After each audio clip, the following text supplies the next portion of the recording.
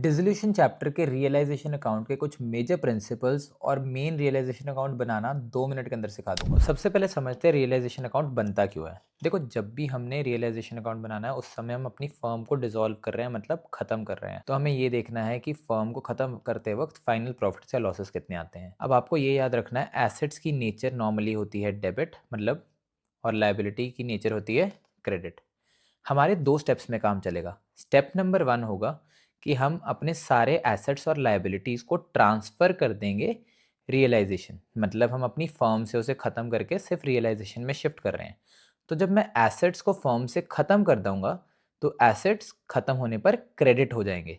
तो एंट्री हो जाएगी realization to asset. On the other hand, जब मैं लायबिलिटीज़ को फर्म में ख़त्म करूँगा, लायबिलिटीज़ ख़त्म होने पर डेबिट होती हैं, तो एंट्री हो जाएगी लायबिलिटीज़ टू रियलाइजेशन अकाउंट। अब ये बात याद रखनी है कि ये बुक वैल्यू जो कि बैलेंस शीट में दी होगी उससे होगा।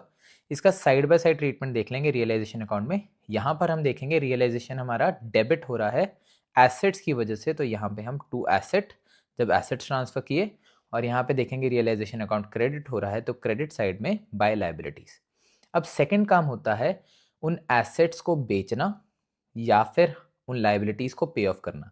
ऐसा हम इसलिए करते हैं ताकि हमें पता लग सके साल के एंड में डिसोल्यूशन होने पर कितना प्रॉफिट कितना लॉस आता है। अब देखो, सारे एसेट्स ऑलरेडी रियलाइजेशन में जा चुके हैं।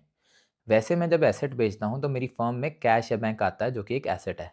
कैश बढ़ने पर क्या होता है, डेबिट होता है। और क्योंकि मैंने सारे एसेट्स ऑलरेडी रियलाइजेशन में ट्रांसफर कर दिए हैं, तो इसी वजह से मेरा रियलाइजेशन अकाउंट क्रेडिट होगा। ऑन दी अदर हैंड, जब मैं लाइबिलिटीज़ को पे ऑफ करता हूँ, तो उस केस सिनेरियो में मेरा बैंक अकाउंट जो है खाली होता है, क्योंकि उसमें से पैसे निकलते हैं। बैंक अकाउंट कम होने पर क्रेडिट, और क्योंकि लाइबिलिटीज़ रियलाइजेशन में ऑलरेडी ट्रांसफर हो चुकी हैं, तो realization account debit. Similarly fourth का ट्रीटमेंट यहाँ पे, जब मैंने पे ऑफ किया तो रियलाइजेशन डेबिट हो रहा है थ्रू कैश बैंक।